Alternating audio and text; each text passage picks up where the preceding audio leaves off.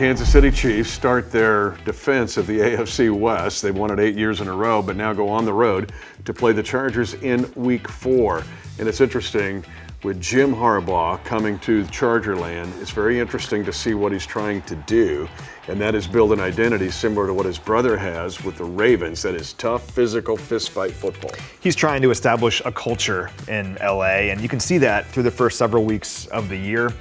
They have some issues on offense, some issues on defense. Hasn't always worked out for them, but one thing is consistent throughout this season so far. They have been tough. Greg Roman is their offensive coordinator. He was the offensive coordinator in Baltimore for years and years with Lamar Jackson, and J.K. Dobbins, who's now a running back in L.A., and Gus Edwards, who is also there. They want to run the football consistently, and that starts with Greg Roman. But when you look at what they've been able to do statistically, only 5 red zone penetrations against them this year. They've only allowed 1 touchdown, and they're +3 in the giveaway takeaway ratio.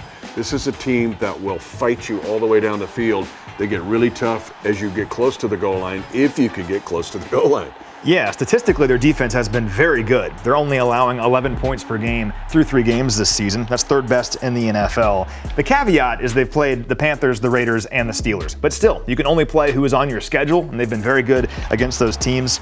They've allowed the 2nd fewest first downs in the NFL. Can't get close to the red zone if you're not getting first downs. And Khalil Mack is the guy to watch in this game. We know all about Khalil Mack over our battles with the Raiders and the Chargers over the last several years. He's 9 pressures this season and 2.5 sacks.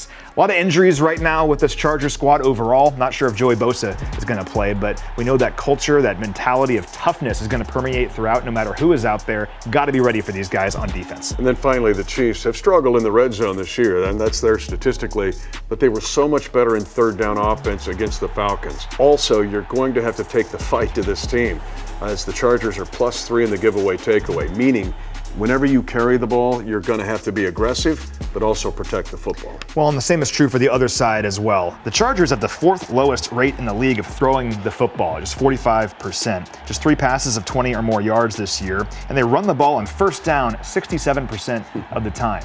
And J.K. Dobbins, we mentioned him earlier, having a really nice season. He's averaging 7.4 yards per carry this year. But why did the Steelers contain that Chargers offense last week? Well, consider what Dobbins did the first 2 weeks. 130 yards rushing in both. Multiple runs of 10 or more yards. Last week against Pittsburgh, he gained just 44 yards on the ground on 15 attempts, averaged 2.9 yards per carry. And the Chargers offense, if they're not going through J.K. Dobbins, it doesn't work nearly as well. First key for the Chiefs here in this one, stop J.K. Dobbins in that running game, just like they did against the Falcons last week and Bijan Robinson. And to your point, Dobbins can get an explosive run in the run game. There's not many teams in the NFL that will get chunk plays or explosive plays in the run game.